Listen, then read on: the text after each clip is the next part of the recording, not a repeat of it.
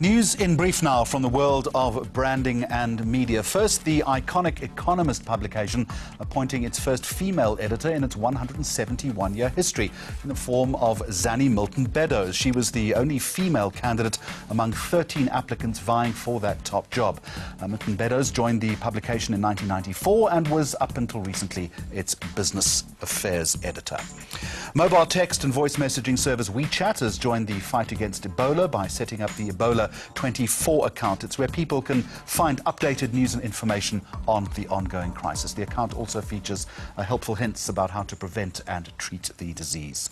And in new advertising news, the British gambling watchdog, the Senate Group, recently launching a series of ads to warn against the dangers of gambling addiction.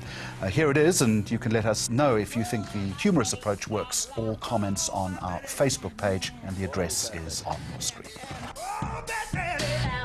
Whoa, bad Betty, Babylon. If you're betting more than you can afford, it's a bad Betty. Just pause for a moment and think again.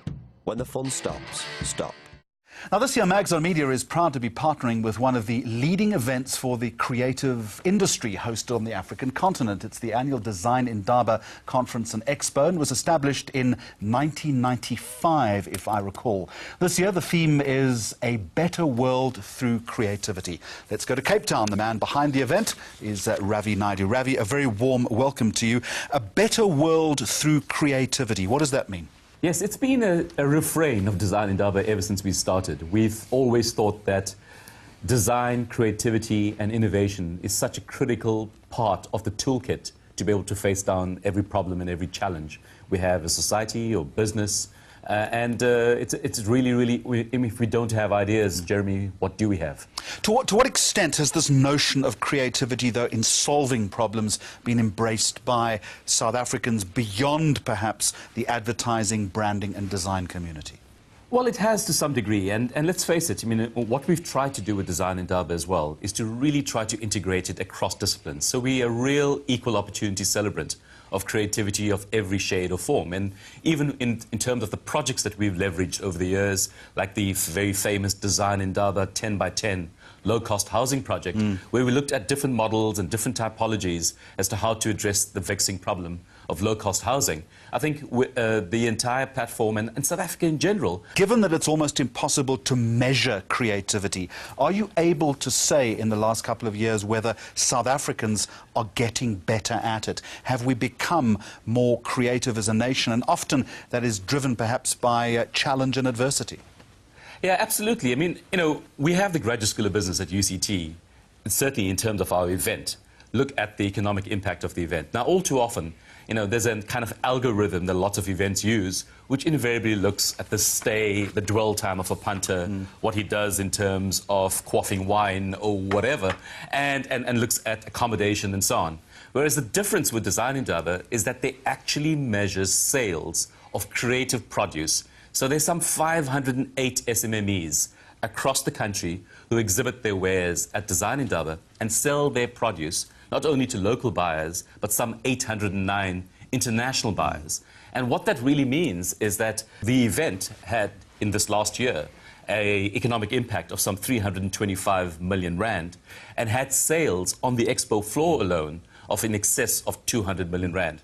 So it is, in many ways, the single biggest economic impetus to the design industry in South Africa. Those are fairly impressive numbers. And just before we ask about the speakers themselves, apologies that we only give you water on this program and not wine. Who have you got lined up this year?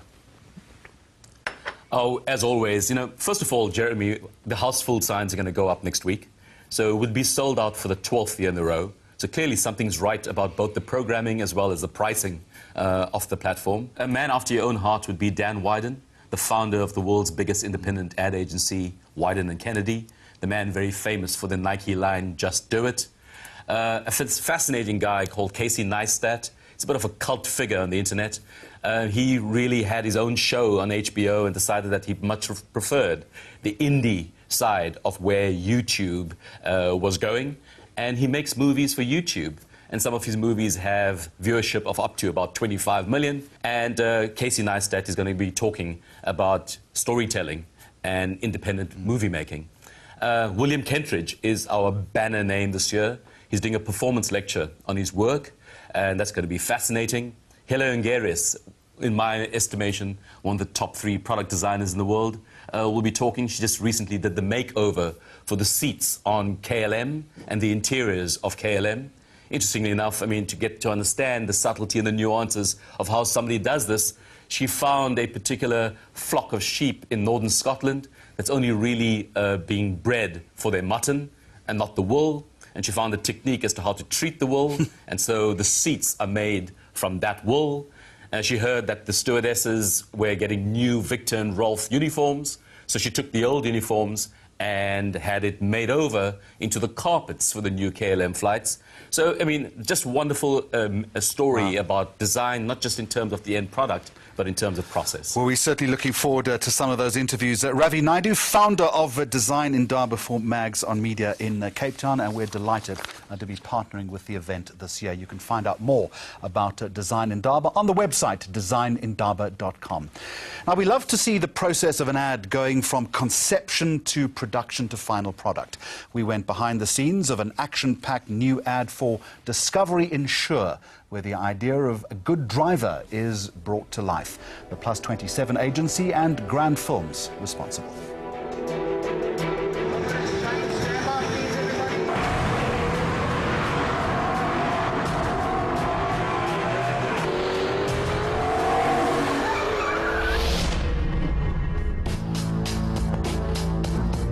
It's not often that one goes on shoots where you are shaking because of just how many moving parts there are and the uncertainty around, I think, one of the biggest productions that Discovery Insure's ever put together.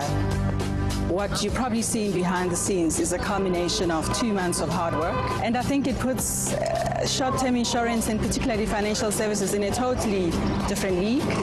And I think working with incredibly talented people that know what they're doing gives client the reassurance that you're surrounded by experts and excellence.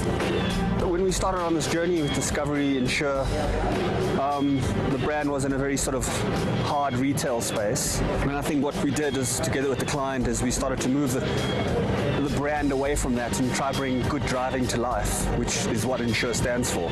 We're really consumer-driven, focused on benefits, and I think the advertising strategy has been really spot on to get the message out there and get it out there effectively. The idea is Discovery Insure members are good drivers wherever they drive. So whether it's on the test track or whether it's on the real road, they're able to handle any situation, drive well, and sort of negotiate any obstacle that might come their ways.